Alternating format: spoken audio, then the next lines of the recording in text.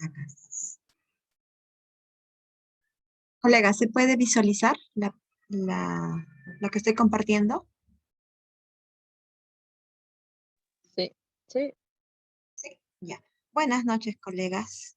Vamos a iniciar el trabajo de hoy, de esta semana. Quiero agrandar, a ver. Un poquito más grande, eso es.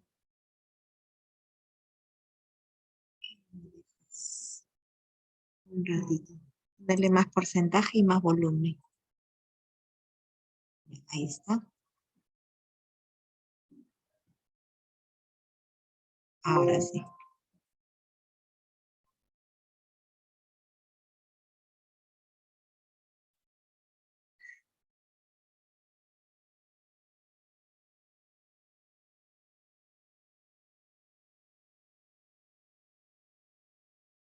Ya le puse a más volumen y a más grande. Bien, colegas, esta semana, 30 de septiembre, igual manera como hemos estado viniendo, vamos haciéndolo, ¿no? Vamos a trabajar esta vez problemas en tres competencias, de cantidad, de regularidad y de forma. Ya tenemos aquí la siguiente situación. Con esta situación debo responder dos preguntas, ¿no? Acá me dicen que algunos estudiantes de un colegio van a emprender un negocio de dulces, los cuales los van a vender en cajas. Estos estudiantes se distribuyen para realizar cada uno diferentes labores, ¿no? Desde su elaboración, el empaquetado y la venta de dulces. Entonces, sobre la venta de dulces es lo que trata la primera situación. Tenemos, dice, durante el primer mes de venta, Miguel y Noelia se encargaron de vender estos dulces en los colegios cercanos al suyo. A Miguel le entregaron 3/5 del total de cajas y a Noelia le dieron el resto. Miguel solo vendió la mitad de las cajas que le dieron y Noelia vendió solo la cuarta parte. Noelia dice debe vender la misma cantidad de cajas que vendió Miguel. ¿Qué fracción de lo que le queda a ella debe vender? Entonces, lo primero que vamos a hacer es, esto es una situación disciplinar, nosotros tenemos que resolverlo. Entonces, primero vemos aquí que a Miguel dice le entregaron 3/5 del total de cajas. El total de cajas nosotros no lo sabemos. Solamente sabemos que hay cierta cantidad de cajas que están vendiendo.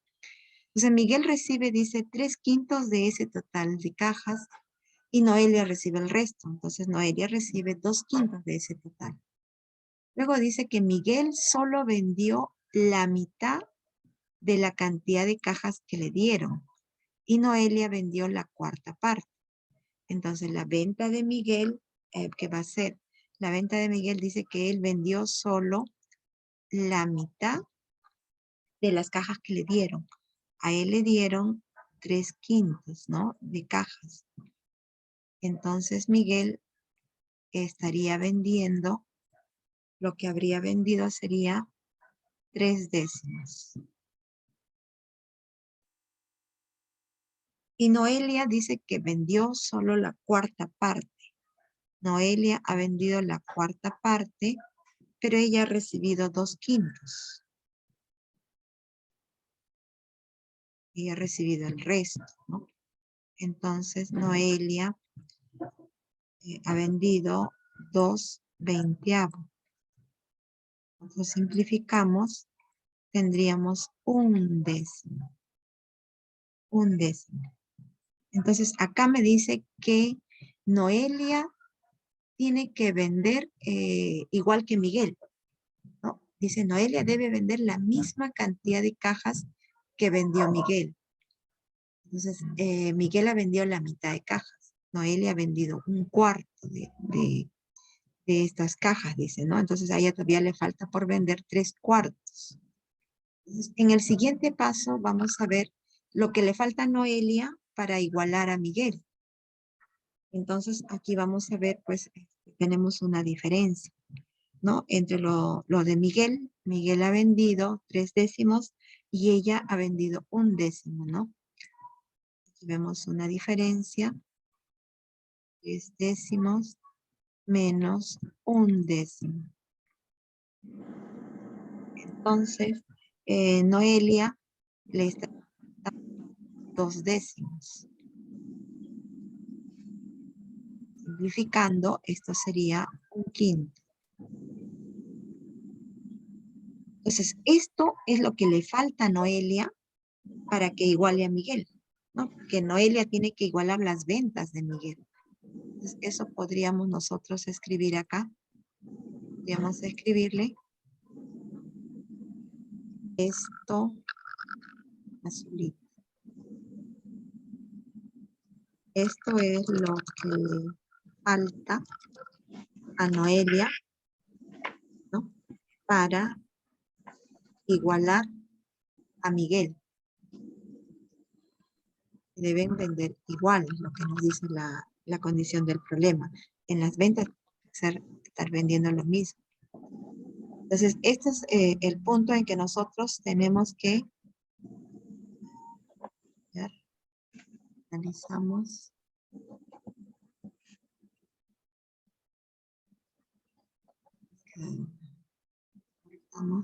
Estamos aquí.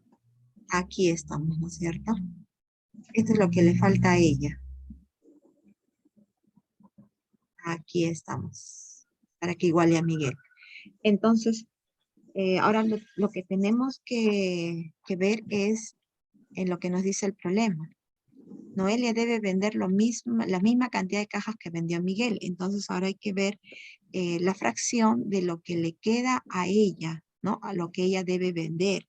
Entonces, vamos a determinar esa fracción, lo que le queda por vender a Noelia. Entonces, a ella había vendido solo 1/4. Entonces, ahora le está quedando, por vender, le está quedando pues 3/4, ¿no? A ella le está quedando por vender 3/4 de lo que ella ha recibido, que es 2/5. Esto es lo que le falta a ella por vender. 6/20, reduciendo, esto nos quedaría Y Noelia debe vender la misma cantidad de cajas que vendió Miguel. Ajá, eso es lo que nos dice. Noelia debe vender.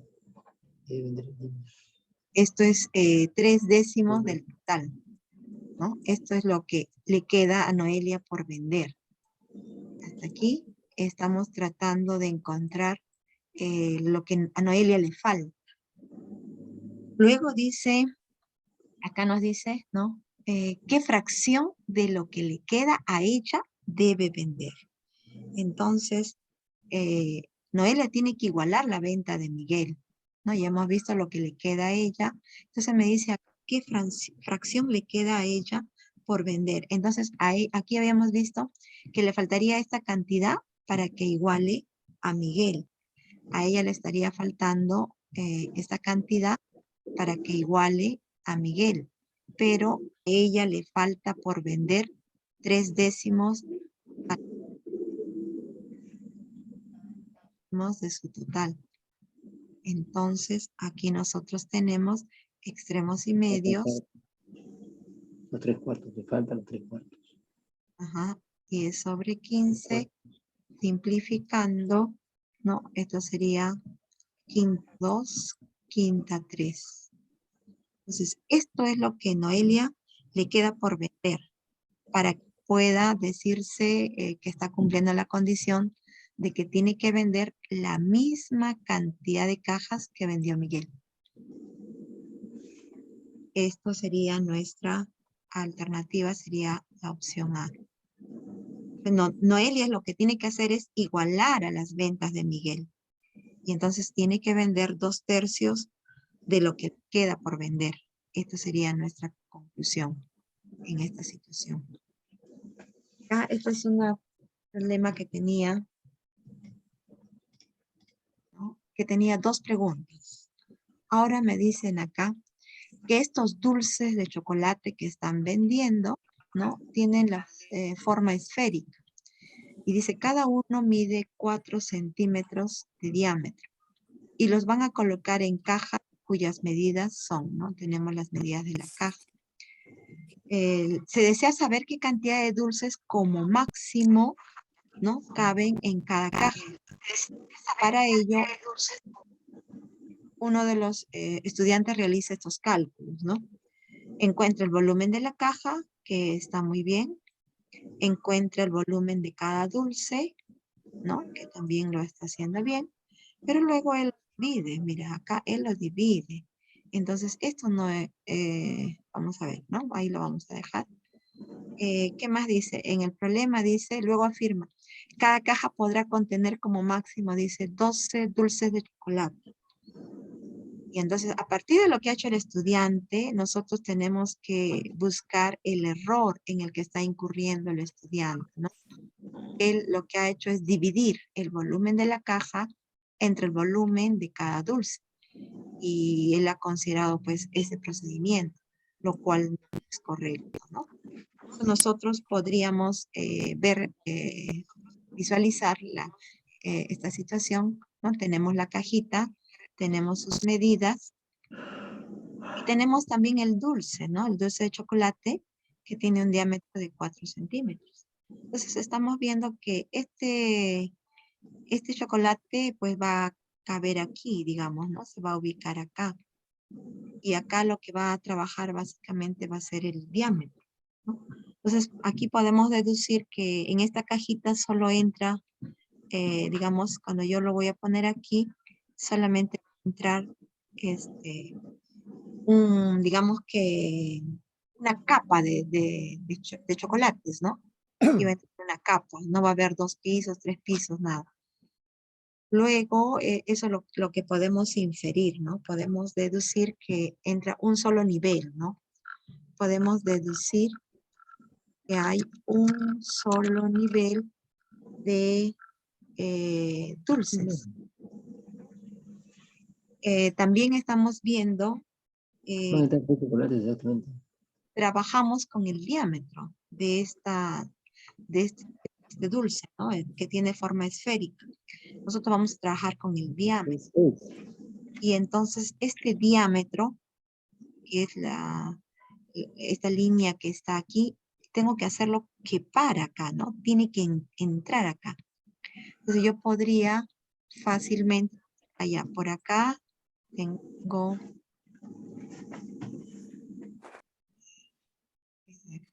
por aquí tengo un dulce. Y por aquí podría caber otro dulce, ¿no? Y entonces en esta dimensión vemos que van a entrar 3 dulces. Por acá puedo hacer dulce y por acá puedo hacer entrar otro dulce. Entonces acá, como estas dimensiones son de 12 a 8 centímetros, lo que yo quiero es maximizar. Fíjate lo que me dice acá. Es saber la cantidad de dulces como máximo, ¿no? Como máximo caben cada caja. Aquí lo que estamos viendo es que vamos a trabajar con lo que es el máximo común divisor, justamente de las medidas que tiene nuestra cajita.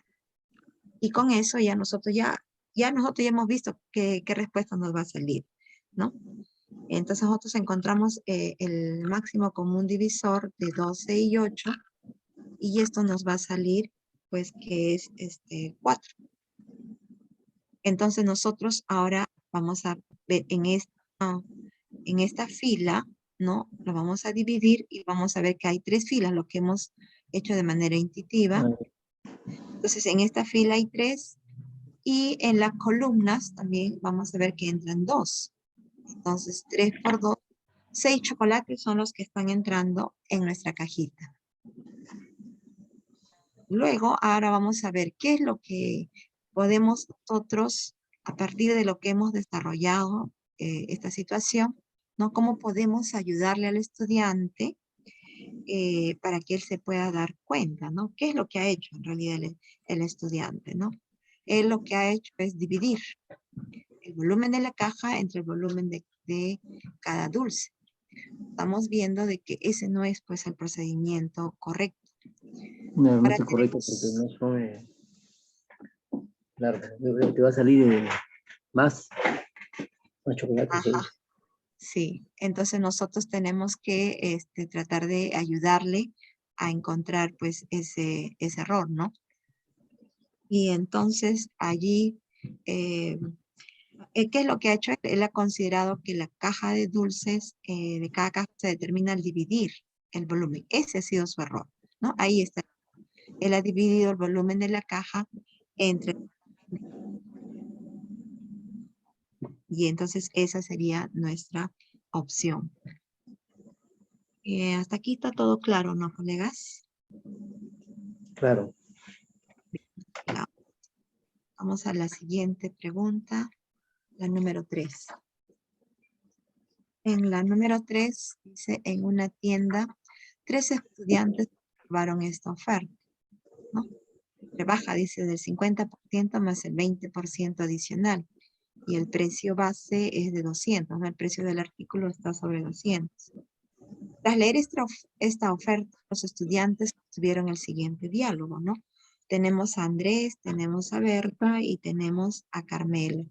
Entonces luego nos dicen ahí qué estudiante ha calculado adecuadamente el precio final del abrigo. Nosotros tenemos que ver el desarrollo de cada estudiante, ¿no? Y ver cuál de ellos lo ha hecho adecuadamente, ¿no?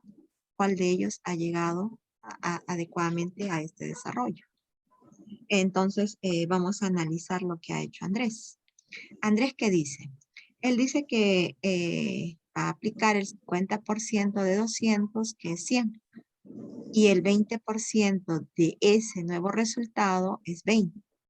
Por lo tanto, su rebaja será de 120.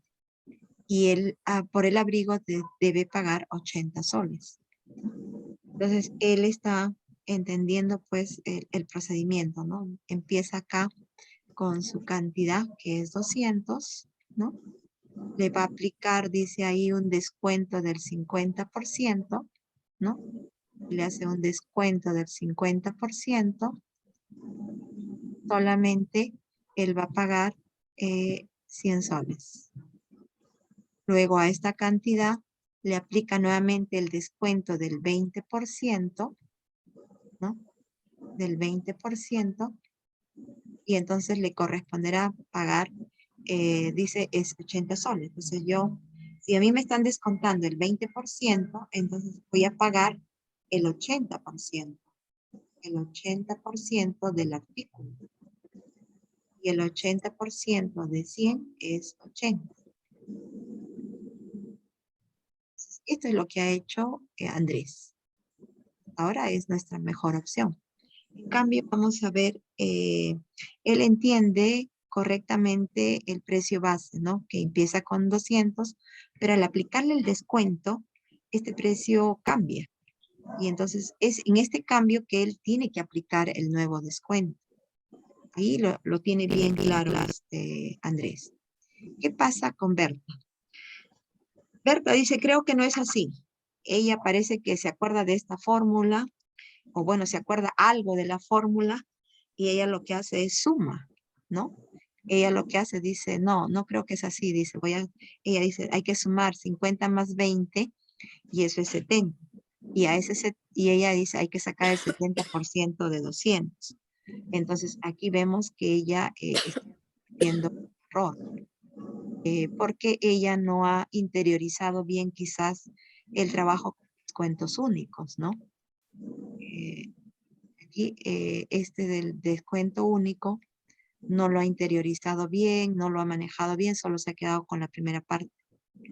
Y es lo que está haciendo. Entonces, ella tiene un error. Ella no lo está haciendo adecuadamente. ¿Qué hace Carmelo? Carmelo dice, me parece que ambos se equivocan. Dicen, ni Andrés ni Berta. Una rebaja del 50% es igual a 50 soles. Y de 20% es de 20 soles. Entonces la rebaja total será 70. Y se pagará 130 soles. Entonces, lo que pasa con Carmelo es que él no comprende el significado de trabajar con porcentaje y los descuentos. Él piensa que el 50% es 50 soles. Entonces, él no está en lo correcto. Ella no ha asociado bien la fórmula del descuento único. Por lo tanto, tampoco es correcto. Entonces, el que está correcto es Andrés, ¿no? Esa sería nuestra interpretación a esta situación.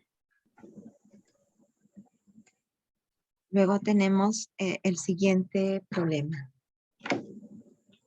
No resolvemos, ¿no?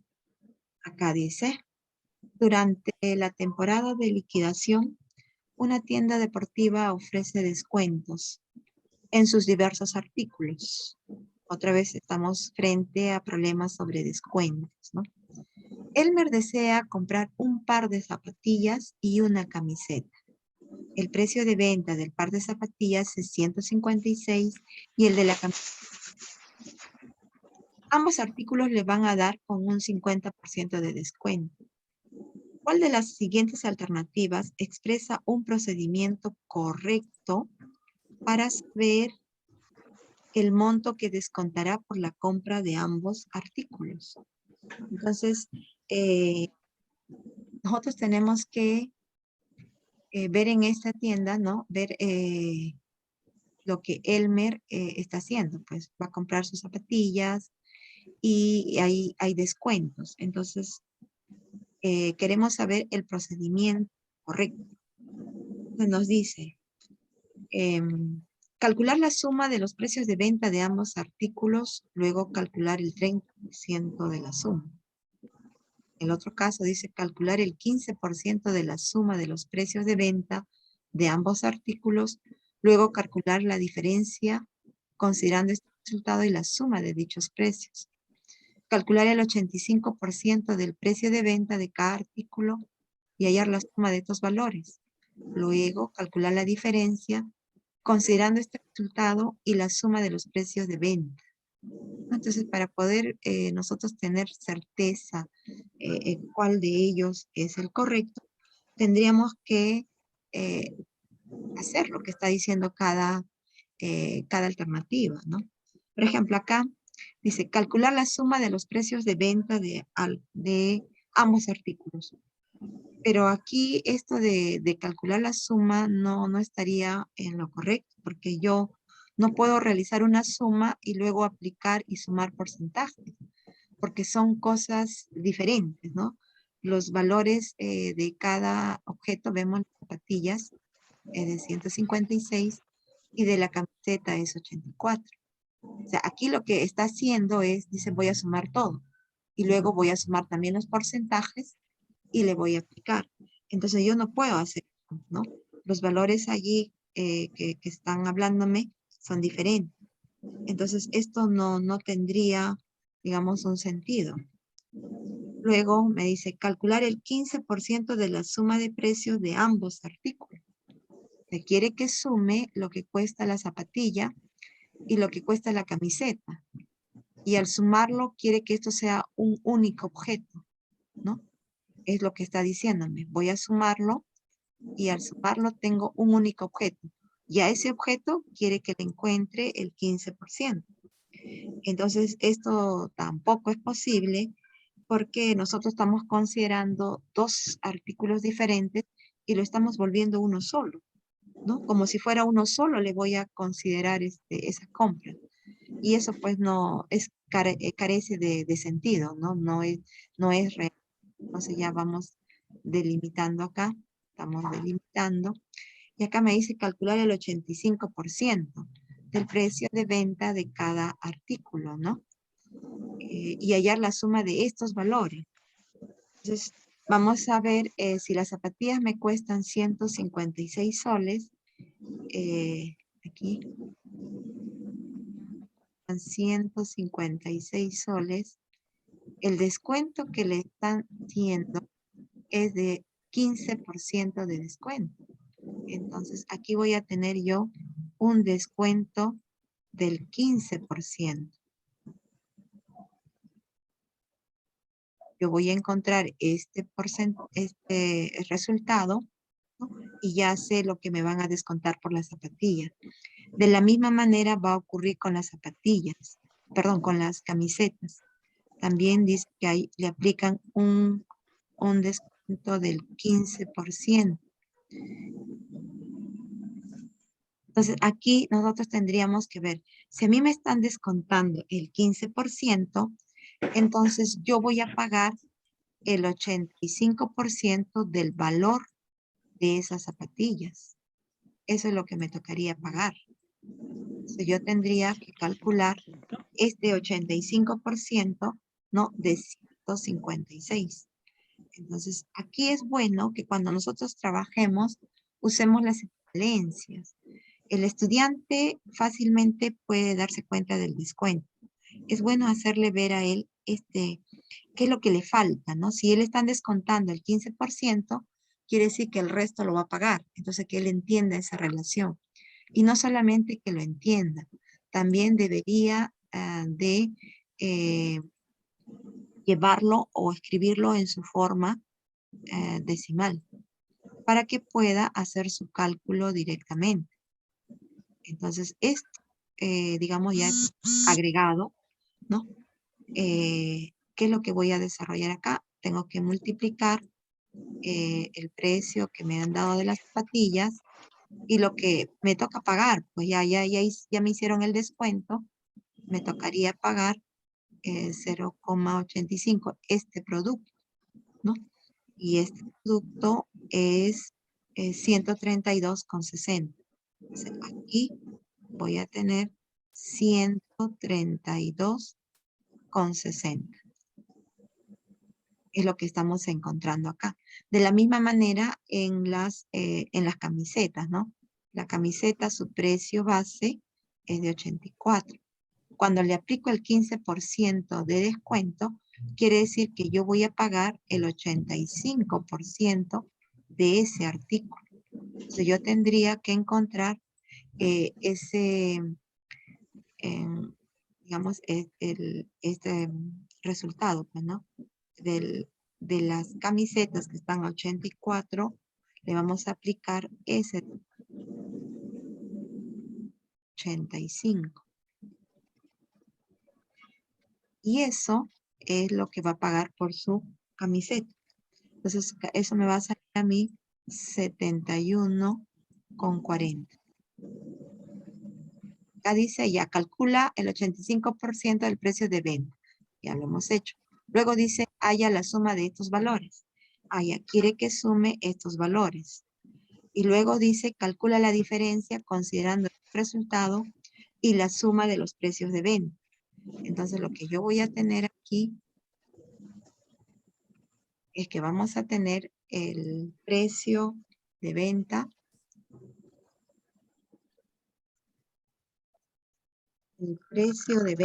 ¿no? Y la rebaja que estamos viendo acá, y la rebaja. En el precio de venta nosotros vamos a sumar pues lo que cuestan los artículos. ¿Dónde dice? Los artículos los voy a sumar y para poder saber cuánto es lo que iba a pagar sin el descuento. Cuando ya me hacen la rebaja, pues yo tendría que sumar lo efectuado, ¿no? Lo que hemos efectuado. Y allí voy a tener lo que estoy pagando por la compra ya con el descuento. Entonces, el monto que me han descontado, pues sería esta diferencia, ¿no? Y eso es lo que dice. Luego calcular la diferencia considerando este resultado y la suma de los precios de venta. Entonces, yo voy a restar dos cantidades, 240 y 204. Entonces voy a tener, digamos, lo que me han hecho baja. Ahí tendría el monto que me han descontado. Entonces, ¿quién es el que está haciendo correctamente? Es el tercer procedimiento. Por eso es que va C. Ahí está. Muy bien. Ahí son los problemas de cantidad, digamos. Esto, si se dan cuenta, es reiterativo. Problemas de fracciones, decimales, de porcentajes, van a venir siempre. porque esos son, digamos, las falencias que hay en nuestros estudiantes. Y nosotros tenemos que ayudarle a transitar eso. Y por eso es que a nosotros nos evalúan esos puntos. Son puntos neurálgicos que lo que quieren es que si un docente se va a nombrar o un docente va a ascender, pues tenga el manejo adecuado y que con ese manejo adecuado pueda ayudar al estudiante a superarlo. Por eso es que vienen así bastantes problemas de este tipo. Ahora vamos a la otra competencia que es de regularidad, equivalencia y cambio. En este problema nos dicen, el propósito dice es de que los estudiantes afiancen el concepto de proporcionalidad. Esto es lo que quiere trabajar, la proporcionalidad, pero el concepto. Dice, acá presenta el problema. Daniel trabaja colocando fluorescentes dentro de cajas.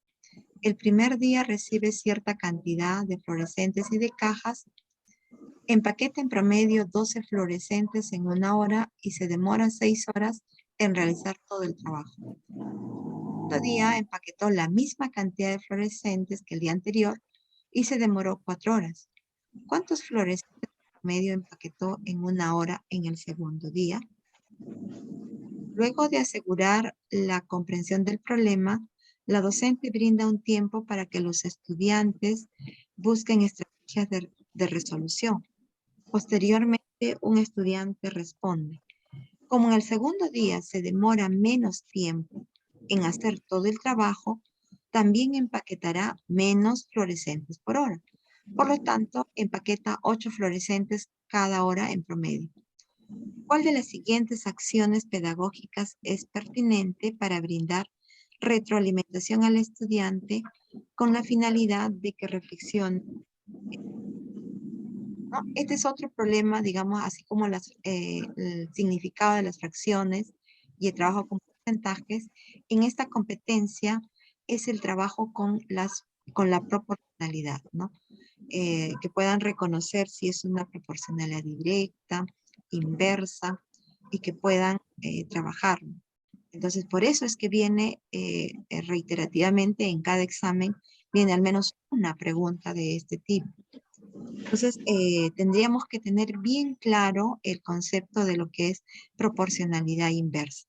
Nosotros nos hemos quedado solamente en la parte, digamos, en esta parte, ¿no? En la parte literal, digamos, en la que nosotros le decimos.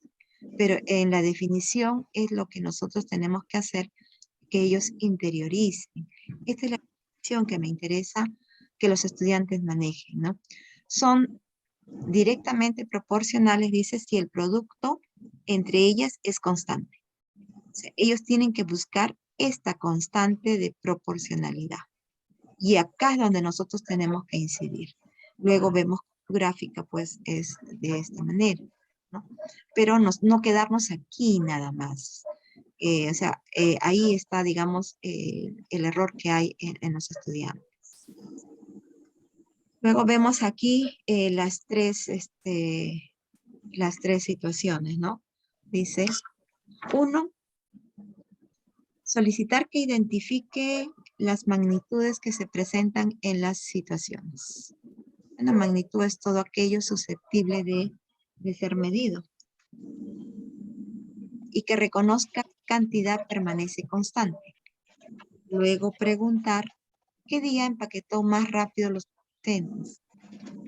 Y al ser más rápido, ¿debió demorar más tiempo o menos tiempo?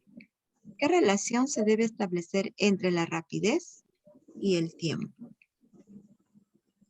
Entonces, aquí claramente nosotros estamos viendo pues que esta es una situación donde vamos a ver una relación de proporcionalidad inversa.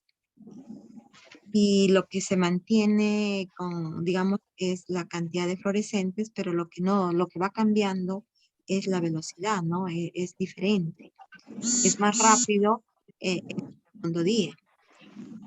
Entonces, cuando yo estoy tratando de buscar cómo brindarle retroalimentación al estudiante, tengo que ver pautas, ¿no? Preguntas, donde él pueda hacer que reflexione sobre su error o con las preguntas de repente hacerlo que él se dé cuenta qué es lo que está pasando, ¿no? Entonces, le vamos brindando las preguntas de tal manera de que él pueda darse cuenta. En este caso, estas preguntas, ¿no? Dice, él identifique las magnitudes, muy bien. Luego pregunta, ¿qué día empaquetó más rápido los fluorescentes? Él nos va a decir, segundo día. Y al ser más rápido, ¿debió demorar más tiempo o menos tiempo? ¿No? Estas preguntas van a ayudar a que el estudiante trate de descubrir su error. Entonces son preguntas que le están, por ejemplo, a ver, ¿qué relación se debe establecer entre la rapidez y el tiempo? Que le están haciendo pensar al estudiante. O sea, aquí estamos ayudándole a que él piense y estamos también haciéndole ver, digamos, que él pueda descubrir su error, ¿no? ¿Qué día impactó más rápido? Y esto, el segundo día nos dice, y el ser rápido, ¿no? ¿Debió demorar más tiempo o menos tiempo? Bien, a ver, vamos a ver qué dice la segunda. Hasta ahorita, como que esta podría ser, ¿no? Ahí la tenemos. Tiene buenas preguntas. ¿Qué dice la opción B? Preguntar, dice, ¿de quién se habla en el problema? ¿No? De lo que está empaquetando fluorescentes en caja. Bueno, nos va a ir respondiendo. Luego dice, ¿cuántas cajas empaqueta Daniel por hora el primer día? Dice, empaqueta en promedio 12 fluorescentes en una hora y se demora 6 horas. Rápidamente él va a encontrar lo que va a empaquetar en un día. ¿Cuántas horas se demora ese día? O sea, digamos que estas preguntas están en la situación, pero esto no me está ayudando a que él pueda darse cuenta del error que ha cometido. Porque me va a decir cuántas horas se demora ese día, 6 horas. Luego le voy a decir en total de horas que tomó el segundo día, ¿no? Y que determine la cantidad de fluorescentes. Entonces, no, estas preguntas no están ayudando a que se pueda trabajar con el error. En la tercera dice, tercera acción dice, entregar una tabla para que organice la cantidad de fluorescentes. Que Daniel empaqueta por hora y el total de horas demora en ambos días. Luego comentar que las magnitudes son inversamente proporcionales. Entonces, cuando ya el maestro le dijo esto, prácticamente le está dando todo listo, ¿no? En bandeja servida le está dando. O sea, la respuesta está todo preparado prácticamente para que lo haga. Aquí no hay nada de reflexión, no se produce reflexión. Acá sí le está haciendo pensar, aquí le hace pensar y de tal manera lo va guiando para que él pueda darse cuenta del error, ¿no? Porque eso es lo que se quiere, que él pueda darse cuenta. Entonces, nuestra alternativa es la opción A, la que mejor responde esta situación. Siguiente pregunta. Dice, un docente plantea la siguiente situación a los estudiantes. Rolando piensa comprar un departamento, por ello ha visitado varias empresas, ¿no? A la hora que está de boom la venta de departamentos. En una de ellas le muestra el siguiente plano. Plano, ¿no? Lo que mide la cocina, la sala. El lado de la sala que mide 3 centímetros, en la realidad dice mide 300 centímetros. Si el lado de la cocina mide 2 centímetros, ¿cuánto medirá en la realidad? Aquí vemos pues, es un problema también de proporcionalidad, pero aplicado a algo muy, muy cotidiano, ¿no? Que es la lectura de planos. Y aquí estamos trabajando con escalas, porque me dice, mira, 3 centímetros en el dibujo equivalen a 300 centímetros en la realidad. Entonces, el interpretar correctamente la escala, ¿no? Eso es muy importante porque le permite al estudiante relacionar la lectura del dibujo con la lectura de la realidad. Entonces, esto es un ejemplo de proporcionalidad directa. Entonces, no nos limitemos a la parte, digamos, bonita, que es esta, ¿no? Tenemos que apuntar nosotros a trabajar con la definición, buscar esta constante de proporcionalidad. Entonces, ¿qué es lo que ha hecho un estudiante? Un estudiante dice que presenta esta resolución. A ver, él acá tiene los 3 centímetros que están en el dibujo y esto es lo que está en la realidad.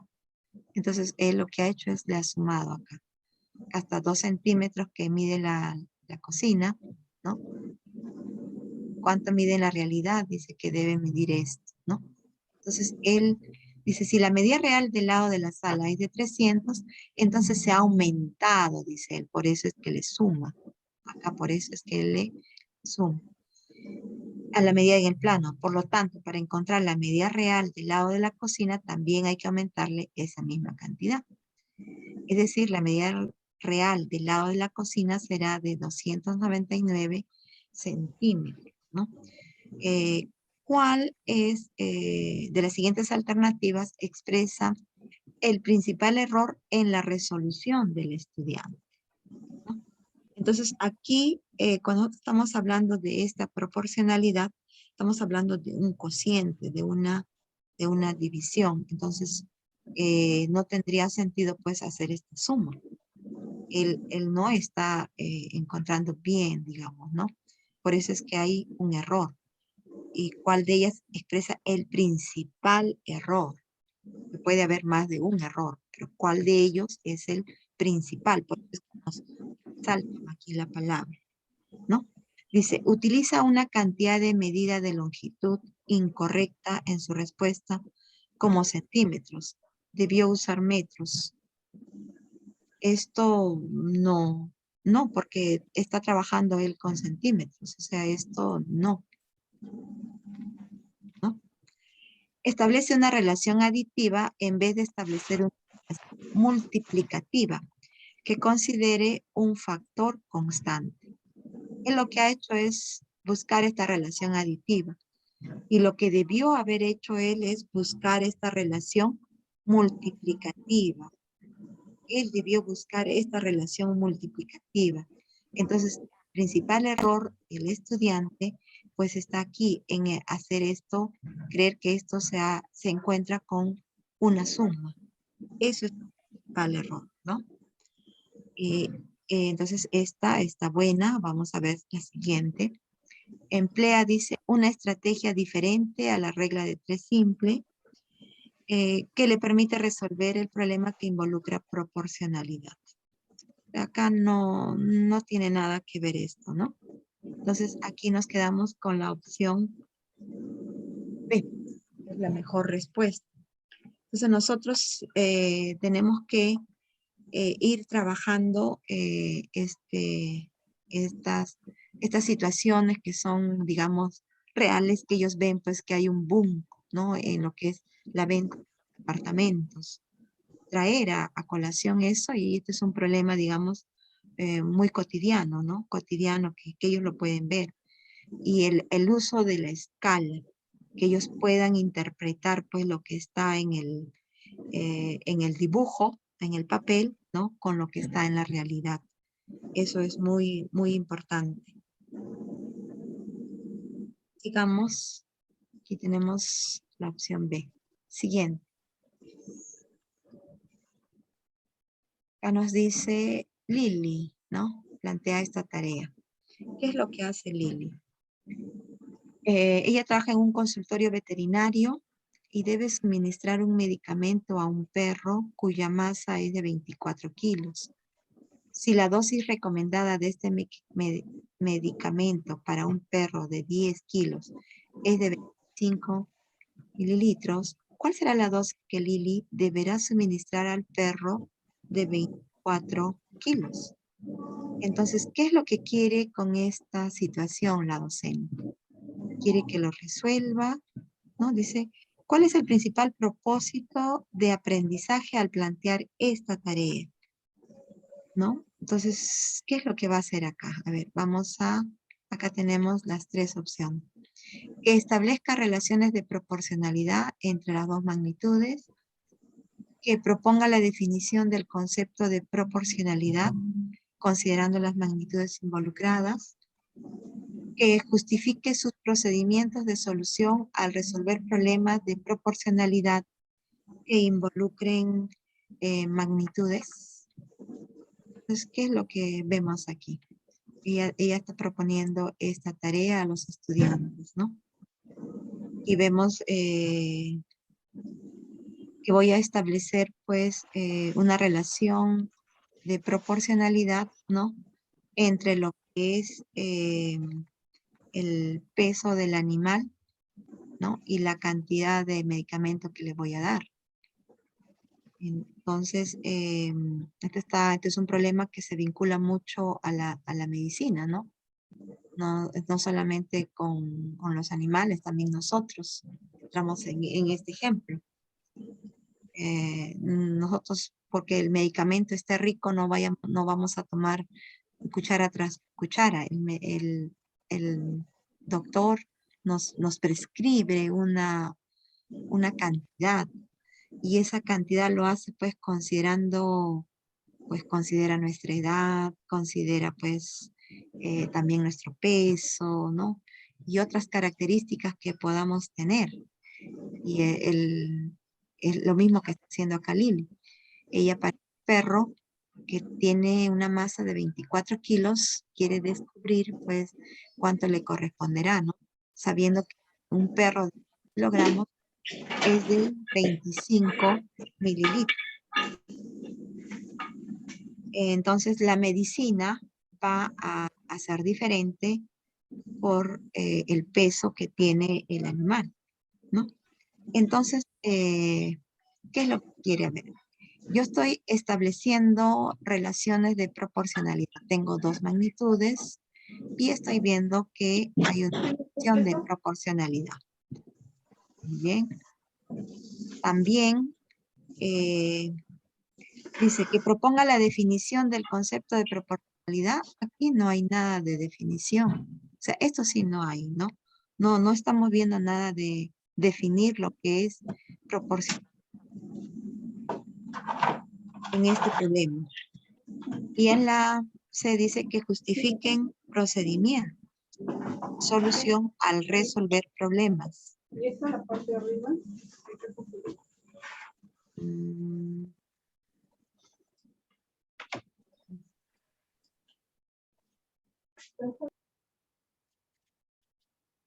Listo. Que justifique procedimientos de solución al resolver problemas. Pero antes de que ella pueda justificar, primero tendría que establecer estas relaciones. Esto sería primero, ¿no? Y esto sería después, para que lo pueda resolver. Y esto nada tiene que ver. Entonces, el principal propósito de este docente es que el estudiante pueda establecer relaciones de proporcionalidad entre dos magnitudes, ¿no? Esta sería nuestra justificación. En esta tarea no, para nada nos ponen al concepto de proporcionalidad. Y pues podría quedarse la primera y la tercera. Pero yo tengo que también ver qué es lo que se está haciendo acá. Entonces, el justificar procedimientos, digamos, es la última parte en lo que yo voy a trabajar, ¿no? Cuando yo voy a resolver el problema. Entonces, lo primero que tengo que hacer es identificar estas magnitudes y establecer estas relaciones que se dan. Por eso, esta sería nuestra respuesta, la primera, ¿no? Vamos viendo, ¿no? O sea, cuando nosotros tenemos en las alternativas, nosotros trabajamos también descartando una de ellas. Y entre dos, tenemos que ver cuál es la que responde mejor, ¿no? Y entonces le vamos dando una cierta jerarquía. ¿Ya? Y ahí vamos estableciendo, porque estos son, le llaman los distractores. Así como a los estudiantes les ponen, a nosotros también nos ponen con tal fuerza de que nosotros inmediatamente vayamos, ya quiere que hagan esto, ¿no? Y marcamos la respuesta. O sea, tenemos que ser muy fríos a la hora de estar analizando qué es lo que se va a hacer. Y a nosotros porque nos gusta resolver todo, inmediatamente, esto se puede resolver. Y pensamos que es para que él pueda trabajar procedimientos y al resolver el problema va a justificar. Pero entre justificar e ir reconociendo estas relaciones, primero sería esto. Y ese sería el principal propósito. Entonces, allí tenemos que tener mucho cuidado. Estas preguntas se han hecho para que el docente que no está haciendo una lectura fluida caiga. Así como nuestros estudiantes, cuando han dado su prueba de proceso, ¿no? Les ponen ahí secuencias, les ponen secuencias, 1, 2, 3, 4, 5, y le dice 6 le ponen, ¿no? ¿Y quién sigue acá? Le dice. Y luego la secuencia tiene orden 4. Entonces le dice, y más abajito le dice quién está en la posición 2. Y ellos van, y quién sigue, y marcan digamos, esto, ¿no? Que se corresponde con esto. Y cuando ya uno resuelve con ellos, pero ¿qué? ¿No era el que seguía? ¿Qué dice más abajo?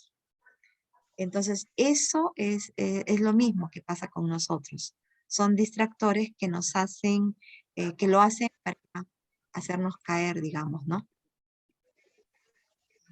Nada tiene que ver, solamente para ir explicando cómo funcionan estos distractores, ¿no? Estas alternativas. Pregunta 8. En esta pregunta, a ver, dice, durante una experiencia de aprendizaje, un grupo de estudiantes de 6º grado está resolviendo un problema que involucra el uso del pensamiento proporcional. Pensamiento proporcional. En este contexto se suscita el siguiente diálogo en uno de los grupos. Aquí nosotros tenemos que ver, entender primero esto del pensamiento proporcional, ¿no? Esto es parte del desarrollo, pues, de lo que es el pensamiento algebraico. Digamos, es uno de sus niveles. Y luego ya en parte ya de algebrización ya nosotros llegamos a la parte más formal. Pero este pensamiento se trabaja mayormente en la primaria y si en primaria no lo han trabajado bien, nosotros en primero tenemos que ayudarle a alcanzar este pensamiento. Porque si no mal haríamos en trabajar todo lo demás, él no va a poder reconocerlo, diferenciarlo, ¿no? Entonces nosotros tendríamos que ir viendo, ¿no? Por ejemplo, ¿cómo podríamos decirle, no? Podríamos usar, a ver, algo cotidiano. Por ejemplo, si yo voy vamos a un campeonato, y bueno, con 5 soles con un sol, ¿no? Me puedo comprar, dos chup, 2 mini chup, digamos. Entonces, con 2 soles, ¿cuántos chup me compraré? ¿No? Y ahí el estudiante que vaya asociando, digamos eso, ¿no? Que vaya razonando. Eso le va a ayudar a desarrollar este pensamiento. Porque es parte de lo que es proporciones. Nosotros lo trabajamos pues en esta competencia de lo que es la regularidad, pero esto corresponde netamente a equivalencias. Allí es donde nosotros tenemos que ir trabajando, ¿no? Y en primero, si no le damos la base, ya ese estudiante no va a superar esa dificultad, ¿no? Por eso que en primero hay mucho trabajo, muy delicado es el trabajo con primer año. Y ahora que hemos regresado y nuestros chicos están en quinto grado, en sexto grado, más aún, ¿no? Bien, a ver, ¿qué cosa dice Julia? Julia dice, a- aquí dice que para 5 porciones de una ensalada de fruta se usan 2 manzanas. Si se quiere preparar 25 porciones, ¿cuántas manzanas se necesitaría? Laura dice, creo que si se quiere preparar 25 porciones, entonces se necesitarían 10 manzanas, ¿verdad? Pedro dice, no, porque con 10 manzanas solo alcanza para 13 porciones. Allí interviene la docente y dice, ¿puedes explicarnos por qué dices esto? Pedro dice, ¿por qué? Fíjense, a 2 manzanas le agregamos 8 manzanas para llegar a 10. Entonces, a 5 porciones le agregamos 8 y nos alcanzaría solo para 13. El trabajo de la docente es que va a ayudar a Pedro a que pueda reflexionar sobre su error. Y acá hay un conjunto de preguntas y nosotros tenemos que ver cuál es de estas preguntas es la más adecuada. Porque el problema de Pedro es que él no está usando la idea de proporcionalidad, o sea, él tiene dificultad en este pensamiento proporcional. Él no lo, no lo ve claramente, ¿no? Él lo único que ha visto es aquí es agregamos, él lo que ve es una adición, ¿no? Entonces, por allí es la importancia de trabajar, pues, esas nociones. Y esto corresponde, pues, a la didáctica, ¿no? En sí. A ver, ¿qué es lo que dice en la primera, no? De todos estos conjuntos que tenemos aquí, nosotros tenemos que ver cuál de ellas es la más adecuada. Entonces, a ver, ¿qué dice? Por cada 2 manzanas, ¿cuántas porciones obtenemos? Entonces, ¿crees que con 10 manzanas tendríamos tan pocas porciones? Entonces, con 10 manzanas, ¿cuántas porciones podríamos tener? Aquí está dando vuelta, digamos, en lo mismo, porque da 2 manzanas, ¿cuántas porciones podemos tener? ¿Crees que con 10 manzanas tendríamos tan pocas porciones? En esta pregunta, lo que hace es cuestiona su respuesta. Sí, está cuestionando su respuesta acá, ¿no? Pero no le está dando herramientas que le puedan ayudar a desarrollar este pensamiento al estudiante. Porque ya hemos visto que el estudiante lo que le falta es el desarrollo, ¿no? De este pensamiento proporcional. Entonces, lo único que se le está haciendo aquí es cuestionar la respuesta, ¿no? Se cuestiona su respuesta, mas no se le ayuda a, a superar, digamos, ese, ese pensamiento, a superar el problema que tiene con el pensamiento proporcional. Eso todavía no le está, o sea, solamente se queda en una parte. No le da más. Entonces, por ahí le falta. Vamos a ver la segunda opción. En la segunda opción dice, ¿cuántas porciones se obtienen con 2 manzanas? ¿No? Entonces, ¿cuántas porciones con 4 manzanas? ¿Y cuántas porciones con 6 manzanas? Aquí está, digamos que está haciéndole a analizar, ¿no? Aquí le está diciendo, a ver, está estableciendo con las manzanas, ¿no? Con las manzanas le está ayudando él a entender, porque le dice, a ver, con 2 manzanas, con 4 manzanas, con 6 manzanas, ¿no? Y luego con 10 manzanas. ¿Qué es lo que le está ayudando a ver las porciones, ¿no? las porciones. Con 2 manzanas, ¿cuánto tienes? 5. Y entonces con 4, ¿cuántas porciones se obtienen con 2 manzanas? Estamos viendo que él va a decir 5 porciones. Y con 4 manzanas, entonces esto será 10, ¿no?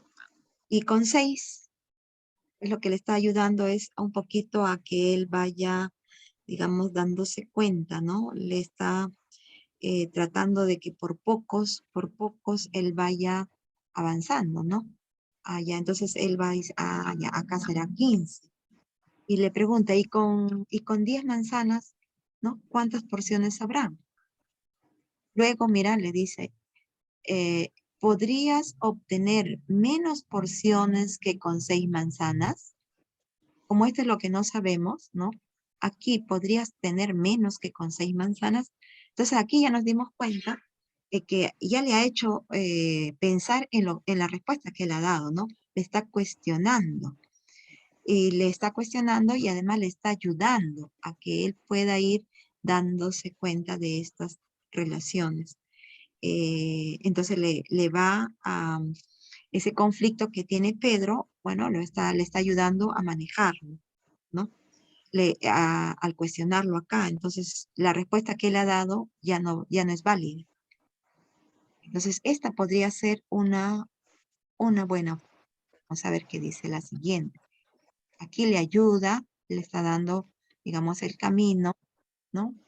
Poco a poco le está guiando y luego le hace ver lo que él dice. O sea, trabaja con su error del estudiante. Y no solamente con su error, sino también con ese poco desarrollo que tiene del pensamiento proporcional. En la siguiente pregunta dice, ¿qué cantidad agregaste a las porciones para decir que solo se puede tener 13 porciones? Entonces, acá está, digamos, a ver, entonces dice, ¿qué operación realizaste para llegar a esa conclusión? Aquí está reafirmando lo que él ha hecho, ¿no? En este caso, siempre se tiene que realizar esta operación. Y acá lo único que está haciendo es reafirmar lo que él ha hecho y lo ha hecho mal. Entonces no busca generar un conflicto acá en esta situación. No se está buscando generarle conflicto, tampoco se le está ayudando a que se dé cuenta de su error. Y no, esta respuesta no es conveniente. La mejor opción sería la B, que sí le ayuda, ¿no? Le va guiando y también le hace ver su error. No le dice directamente la respuesta. Nuestra opción, acá nuestras respuestas. Siguiente. Pregunta 9. Un docente tiene el propósito de que los estudiantes afiancen su comprensión del reparto proporcional. Entonces, acá, esto no debemos de perder de vista, nuestro honor. Todas las preguntas tienen un propósito. En este caso me habla de la comprensión del reparto proporcional. Y eso es didáctica. Es una pregunta de didáctica. ¿Ya? Eso tenemos que ver al momento de que vamos a ir viendo lo que nos están preguntando o diciendo, ¿no? Dice, ¿cuál de las siguientes tareas es pertinente al logro de dicho propósito? Entonces vamos a ver, dice acá, si se sabe que el precio de 1.5 kilogramos de chirimoya es 9 soles, determinar el precio de 3.5 kilos de chirimoya, 3 kilos y medio. La otra tarea me dice determinar la cantidad total de matriculados en un taller de danza. Si se sabe que hay 36 mujeres matriculadas y que hay 2 varones por cada 3 mujeres. Luego dice, en un emprendimiento económico, Juana invirtió 3,000 soles y Lisette 4,000. Si se obtuvo una ganancia total de 1,400, determinar cuánto le corresponde a cada una de acuerdo a su inversión, ¿no? Entonces, ¿qué es lo que nosotros tenemos que mirar acá? Es la parte didáctica. Estamos nosotros trabajando con la noción, que el estudiante comprenda qué significa el reparto.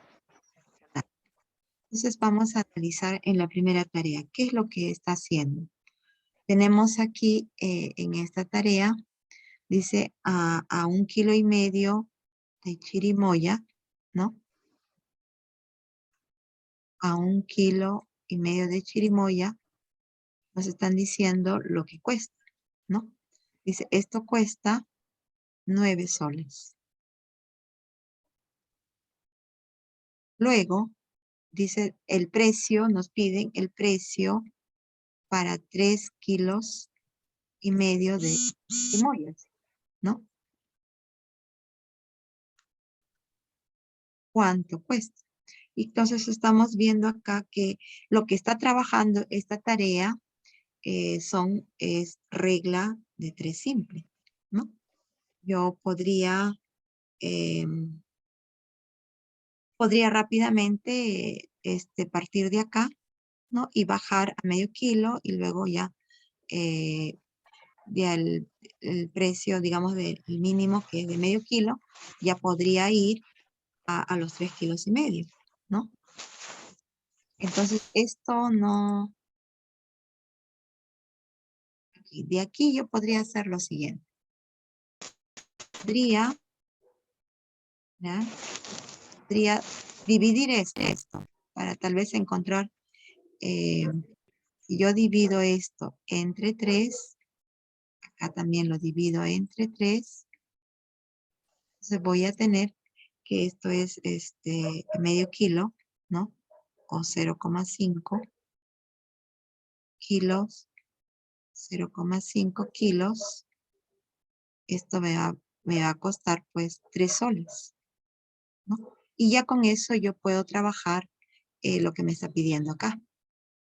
Pero acá lo que estamos haciendo uso en realidad es la regla de 3 simple. Y mi objetivo no me dice regla de 3 simple.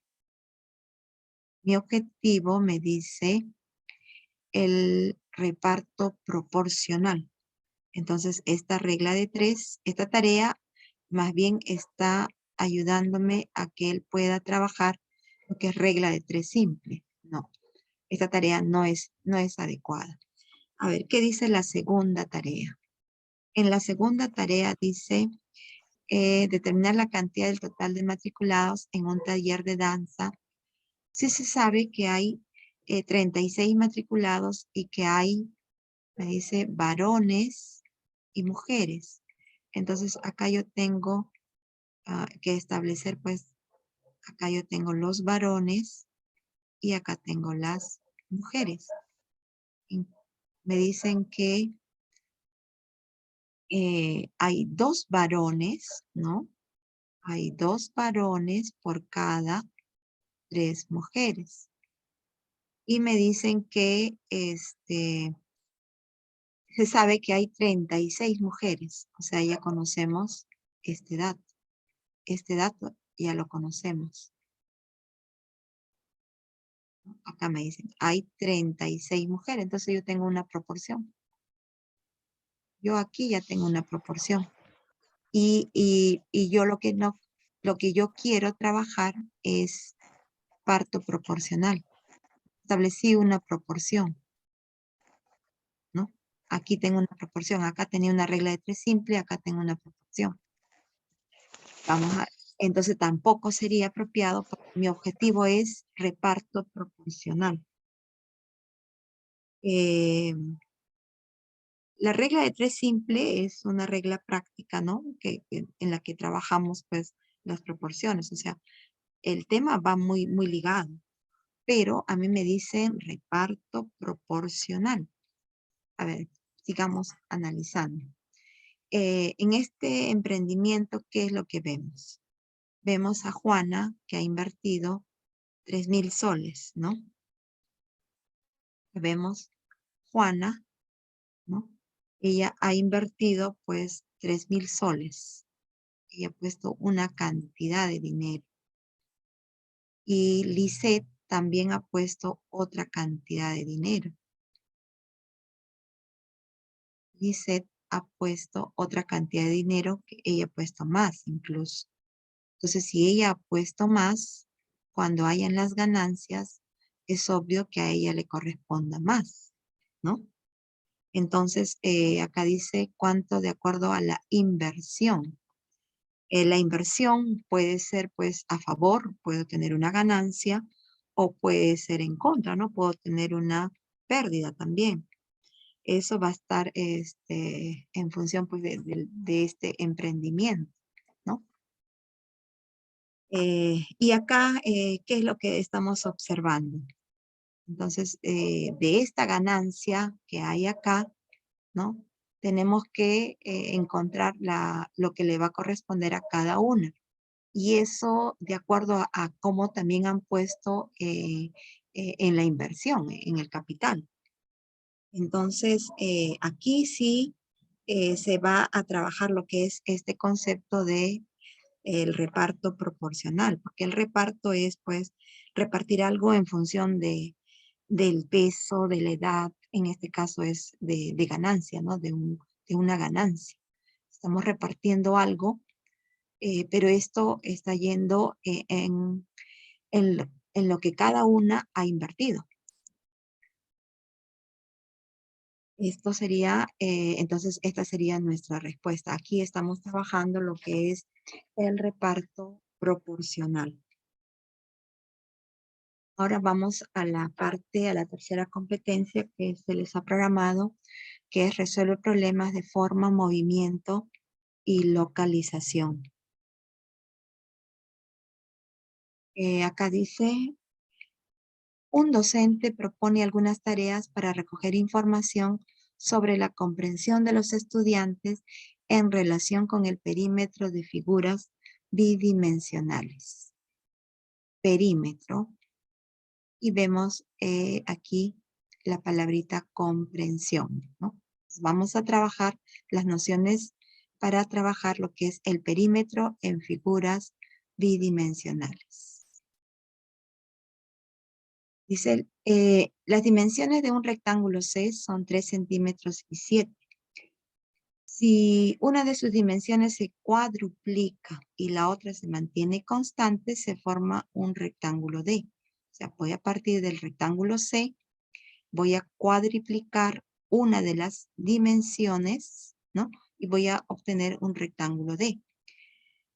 ¿Qué se puede concluir del perímetro del rectángulo D con respecto al perímetro del rectángulo C? Un estudiante responde, el perímetro del rectángulo C dice que es 21. El perímetro del rectángulo D dice que es 84. El perímetro del rectángulo D dice se ha cuadruplicado con respecto al perímetro del rectángulo C. Entonces, aquí estamos viendo pues de que él no está trabajando correctamente lo que es pues el perímetro en figuras bidimensionales.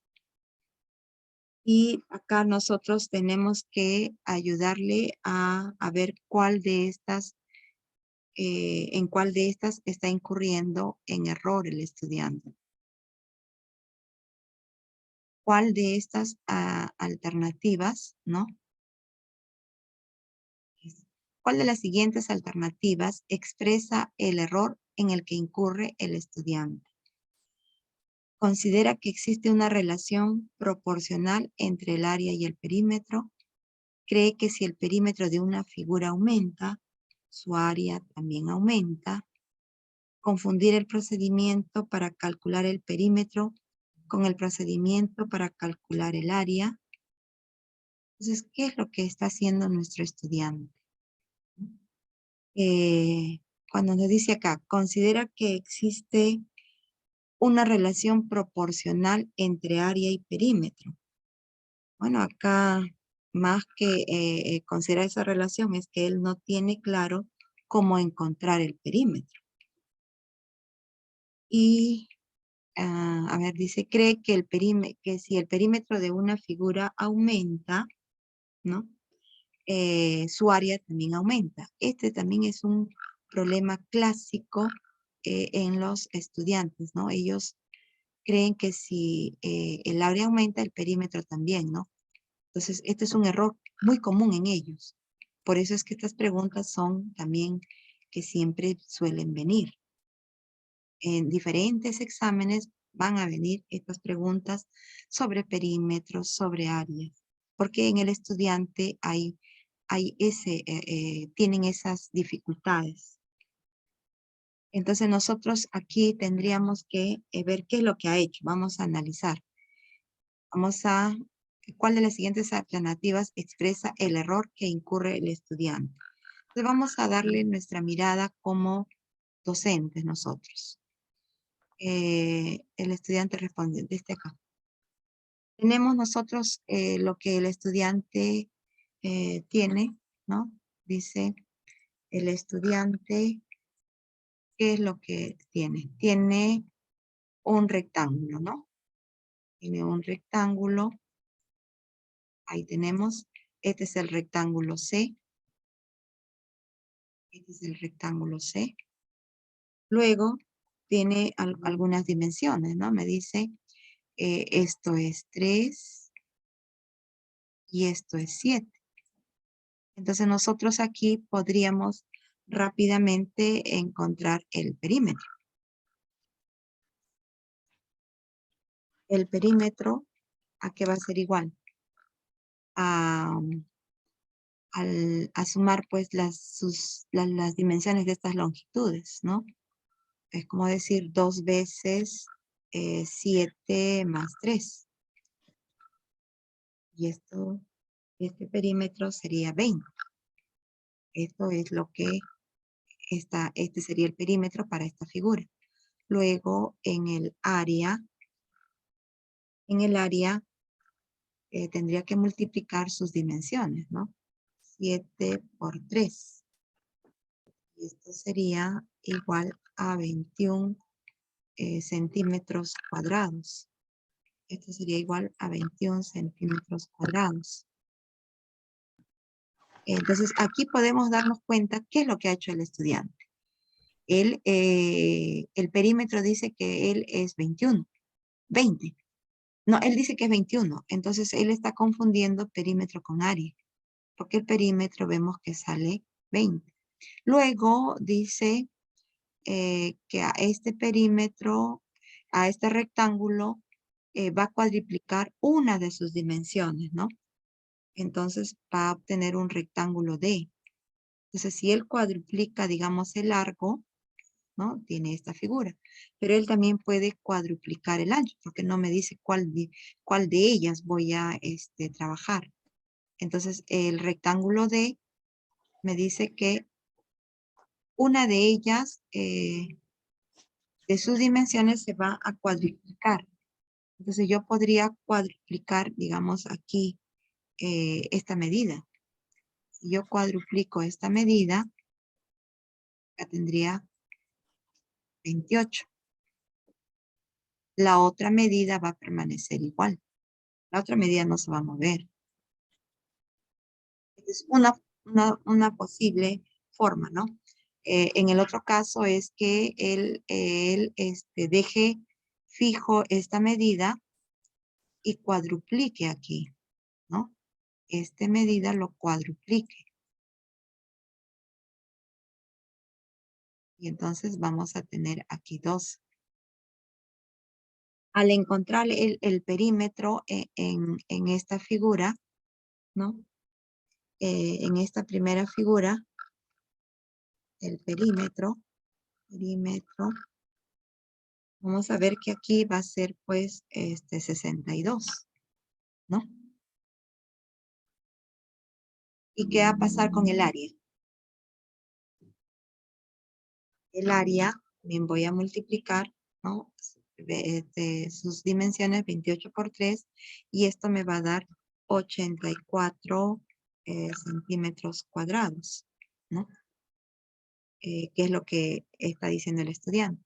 Si estuviera en este caso el perímetro, ¿no? En este caso el perímetro sería 38. Y su área sería igual al producto de sus dimensiones, también sería 84 centímetros cuadrados. Entonces vemos aquí, como aquí ha encontrado esto es lo que él dice, ¿no? El perímetro es 21. Y acá él dice, cuando yo le cuadruplico una de sus medidas, el perímetro es 84, dice. Entonces estamos viendo de que él está confundiendo, ¿no? Él está confundiendo y luego dice, el perímetro del rectángulo D se ha cuadruplicado con respecto al perímetro del rectángulo C, ¿no? Entonces ese es el error que comete nuestro estudiante. Veamos, finalizamos y lo pegamos. Ahí lo tenemos. Ya nos dimos cuenta. Entonces, ya vimos aquí su error. Entonces, ¿cuál de estas alternativas expresa mejor lo que expresa el error que tiene nuestro estudiante? Expresa el error en el que incurre el estudiante. Entonces, aquí estamos viendo que él considera, dice que existe una relación proporcional. Él tiene claro lo que él ha trabajado, ¿no? En sus, digamos, en sus figuras, pero que en este caso de acá, dice creer que si el perímetro de una figura aumenta, su área siempre aumenta. En este caso no nos dan ninguna descripción en la tarea que nos han dado. O sea, de esto no hay nada. Entonces, esta la podríamos ya ir descartando. Lo que sí está haciendo él está confundiendo el procedimiento para calcular perímetro con el procedimiento para calcular el área. Él está aplicando el procedimiento para calcular el área cuando a él le están pidiendo el perímetro. Entonces, ese es el error que tiene el estudiante. Por eso nuestra respuesta es la clave es la C.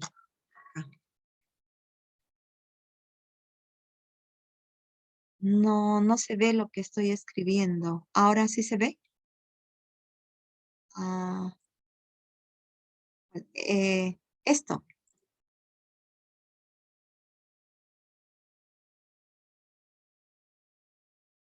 Debe ser esto lo que estaba escribiendo. Ya. Listo, ya pasamos a la siguiente. Ya nos va ganando.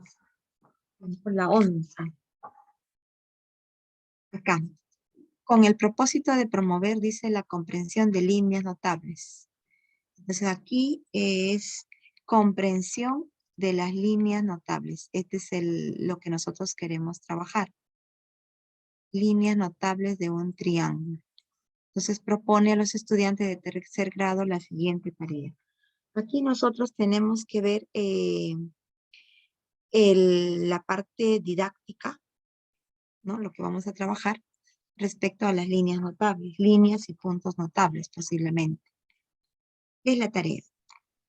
Un agricultor quiere repartir su terreno de forma triangular en 6 sectores de igual área para cultivar hortalizas. Explica, haciendo uso de líneas notables, el procedimiento que debe seguir el agricultor para delimitar los 6 sectores de su terreno. ¿Por qué la tarea propuesta por el docente es de alta demanda cognitiva? Esta tarea, ¿no? ¿Qué es lo que implica esta tarea? Y además me dicen es de alta demanda cognitiva. Entonces nosotros recordemos que las tareas de alta demanda cognitiva son aquellas tareas en las que nosotros analizamos, ¿no? Y vamos integrando conocimientos, en donde nosotros vamos produciendo, vamos creando, ¿no? En este caso, ¿qué es lo que vamos a hacer? Hay un terreno de forma triangular, hay 6 sectores de igual área. Yo tengo que, en mi triángulo, yo tendría que relacionar cómo encontrar, cómo dividir a mi triángulo en 6 sectores, ¿no? Que tengan la misma área. Y eso lo tengo que hacer con el uso de líneas notables. Entonces, ¿qué línea notable es la que me va a ayudar a trabajar? ¿Y qué es lo que quiere? A ver, ¿qué es lo que nos dicen acá? Porque requiere utilizar varios objetos matemáticos como el de las líneas notables de un triángulo o como la superficie. Acá vemos que hay las líneas notables y también vemos el área, ¿no? Estos son los dos campos en los que va a trabajar. Pero digamos que estamos apoyándonos allí, ¿no? Nosotros estamos apoyándonos en esos objetos matemáticos, porque requiere analizar las propiedades de las líneas notables en un triángulo y vincular dichas propiedades con las condiciones dadas en la situación. O sea, aquí hay ciertas condiciones, ¿no? Me dice, tiene que darse 6 sectores de igual área para cultivar estas hortalizas. Y tengo que entonces hacer uso de líneas notables. O sea, yo voy a dividir este terreno de forma triangular en 6 partes iguales, en 6 regiones equivalentes, ¿no? Entonces, ¿qué línea notable pues me va a ayudar a resolver esto?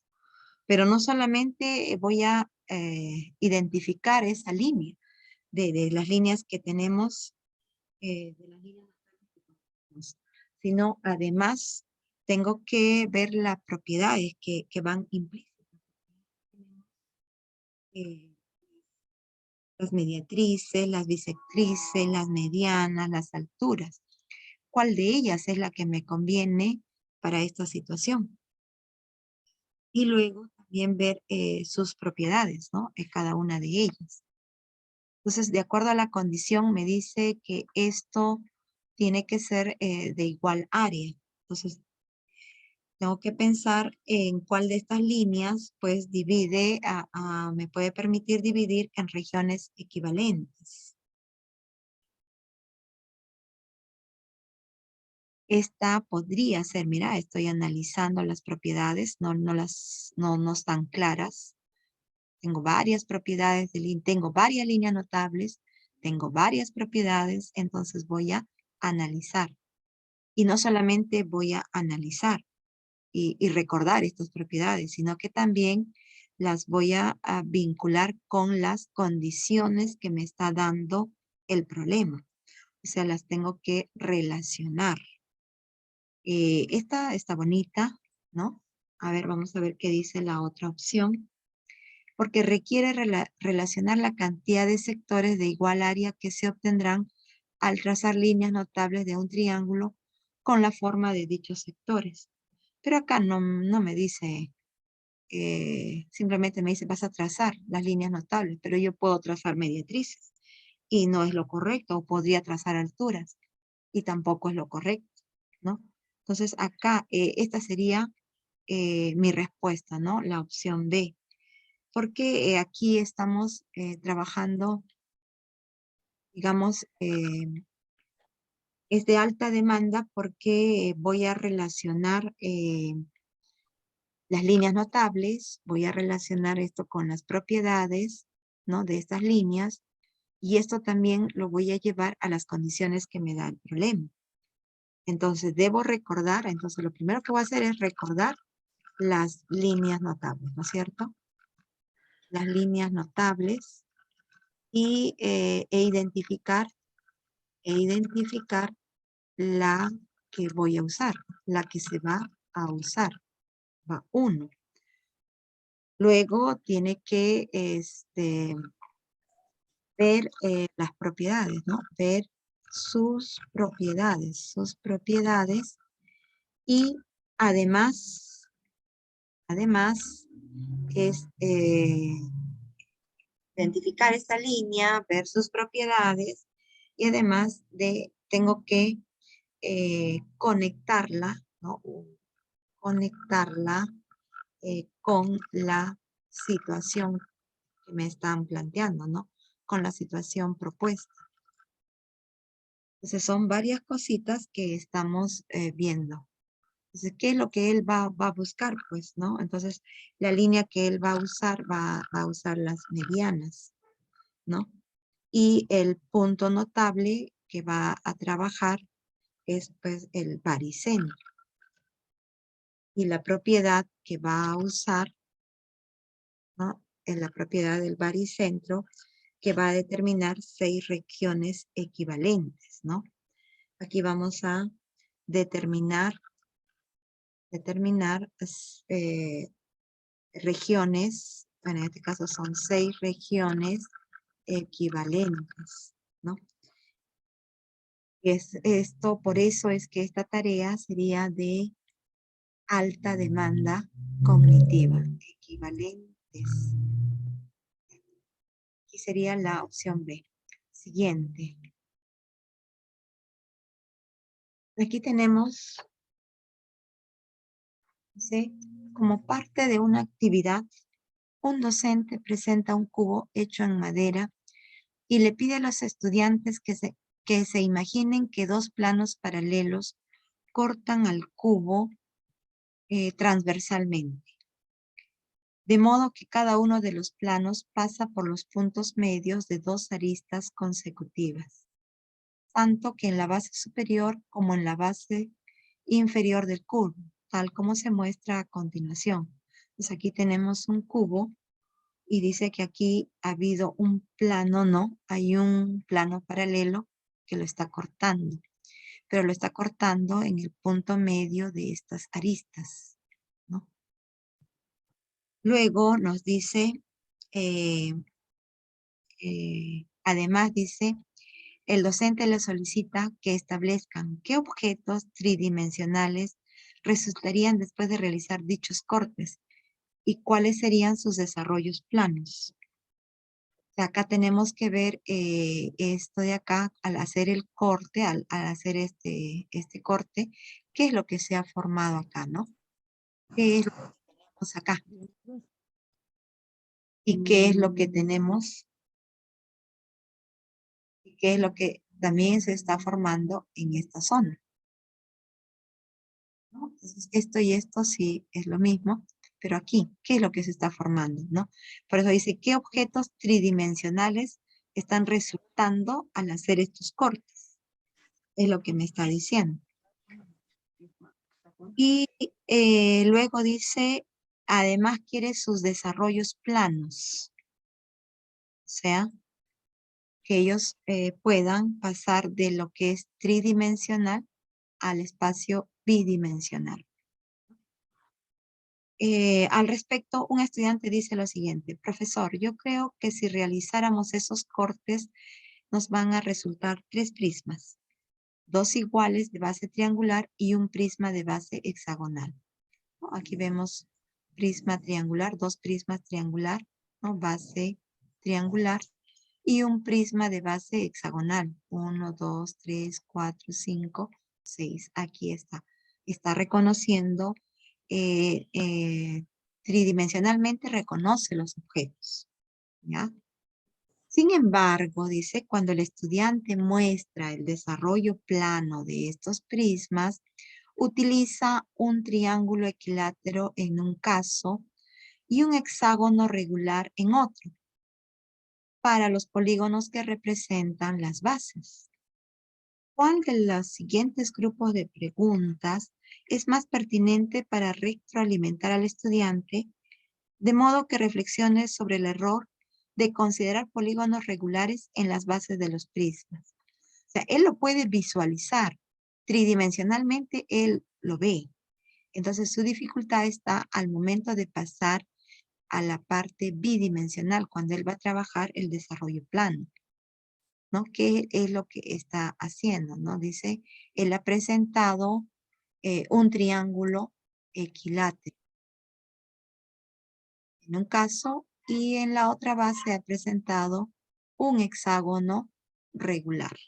Eso es lo que está presentando él. Entonces acá tenemos preguntas que nosotros tenemos que ayudarle a él a ver este error, ¿no es cierto? Este error de considerar polígonos regulares en las bases de los prismas. O sea, su error está, él cree que los polígonos regulares se están formando en las bases de los prismas. Y hay que ayudarle a ver ese error, ¿no? Entonces, ¿qué es lo que nosotros podríamos ver, no? Sí es cierto, se están formando triángulos, pero estos triángulos, más que equiláteros, son triángulos isósceles, ¿no? Yo veo acá que se van a formar triángulos isósceles y los lados pueden tener la misma medida, pero eso no significa que sean regulares, ¿no? Por ahí podemos ver, ¿sí? En el caso del prisma triangular, en el caso del prisma hexagonal, ¿no? Pueden tener aquí la misma medida estos lados, pero no sé nada respecto del otro lado que tengo por acá, ¿no? Entonces, por allí es que al estudiante le falta. Entonces, a ver, vamos a ver qué dice. Vamos a retroalimentarle entonces. Dice, ¿en qué puntos, dice, uno de los ángulos rectos, aquí está.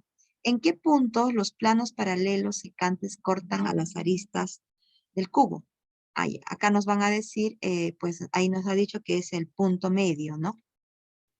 Acá nos dice, eso lo corta en el punto medio.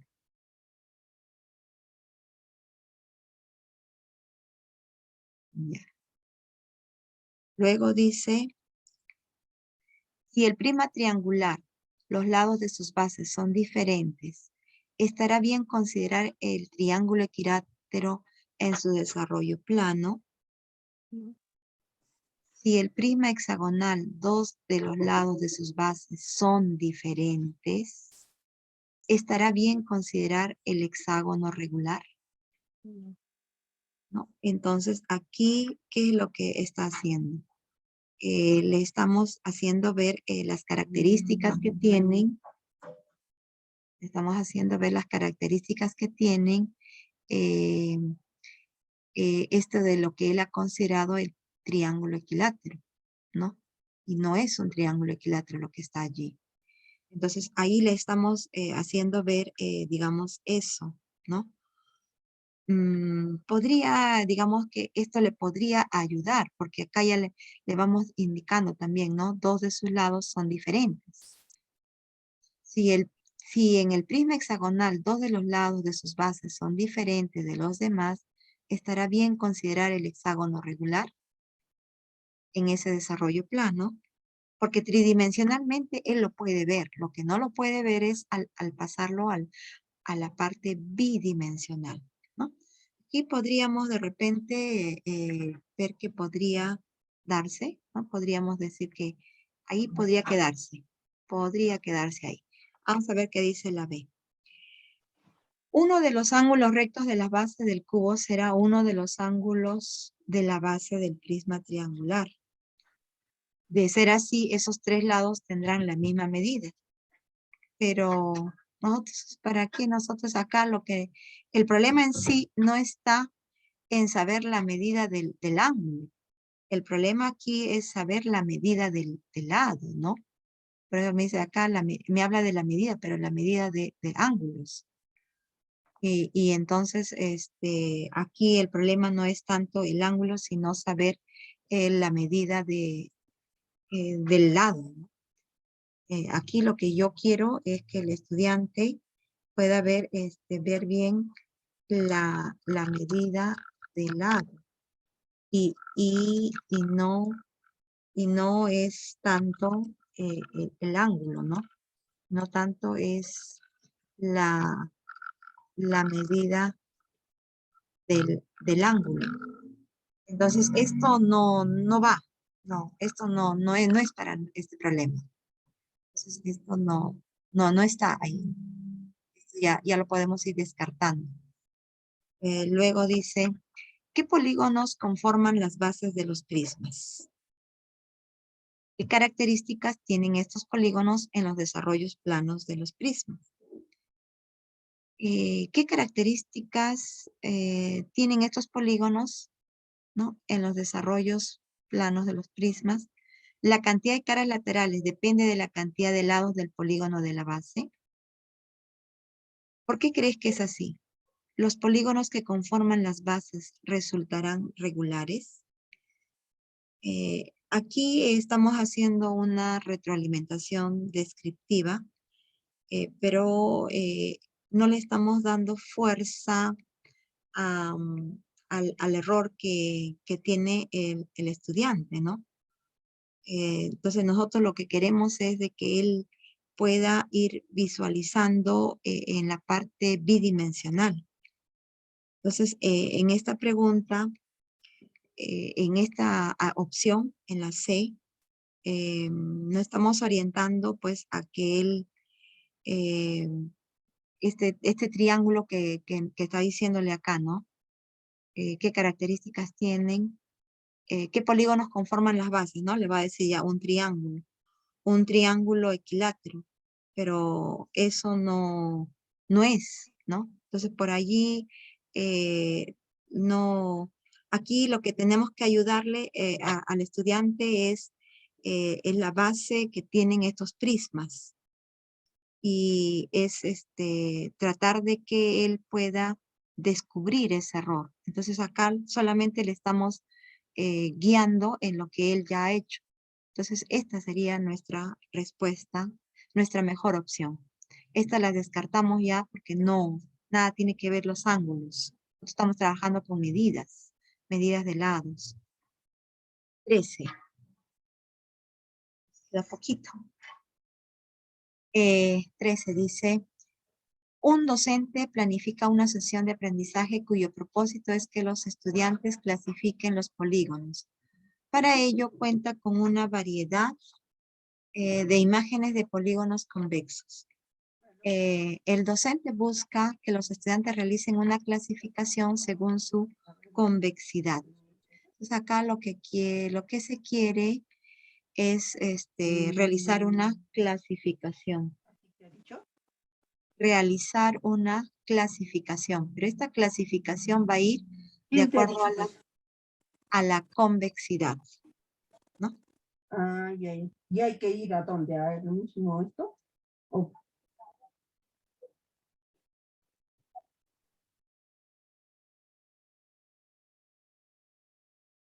De acuerdo a la convexidad. Entonces, ¿qué es lo que le está diciendo acá? A ver, el docente busca que ellos puedan clasificarlo de acuerdo a esta convexidad. Entonces, ¿qué polígonos debe considerar adicionalmente? Polígonos cuya región interior contiene a todas las diagonales, polígonos donde todos sus ángulos interiores son de igual medida, polígonos que tienen por lo menos un ángulo interno mayor que 180. Entonces acá partamos de este concepto, ¿no? Le ha dado imágenes, dice, de polígonos convexos. Los estudiantes tienen una variedad, ¿no? Una amplia variedad de polígonos convexos. Pero él quiere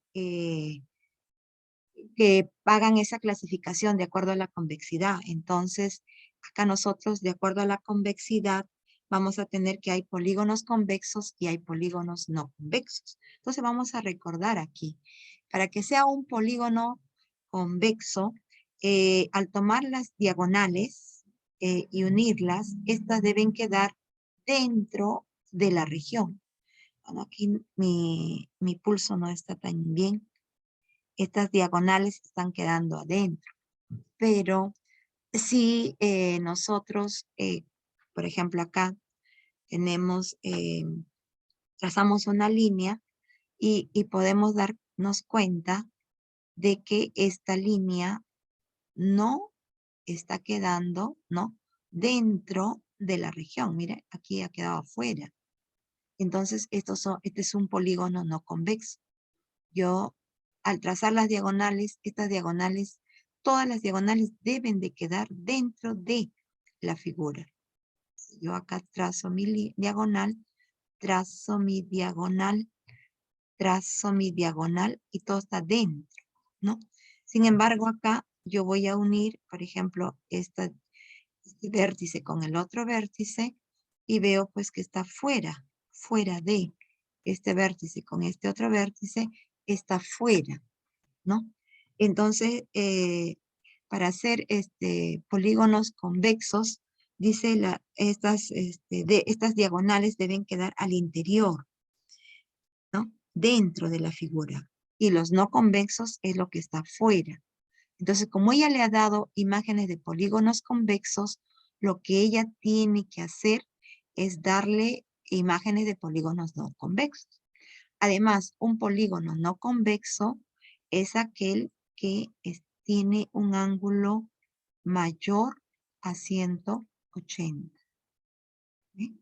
Es aquel que tiene un ángulo mayor a 180. Por lo menos tiene un ángulo mayor a 180. Por eso, esto es lo que le estaría faltando a la docente. La opción C. Dice acá, una docente tiene como propósito que los estudiantes de segundo grado construyan el concepto de homotesia. En la clase anterior también hemos hablado de homotesia. ¿Cuál es la acción más pertinente para recoger sus saberes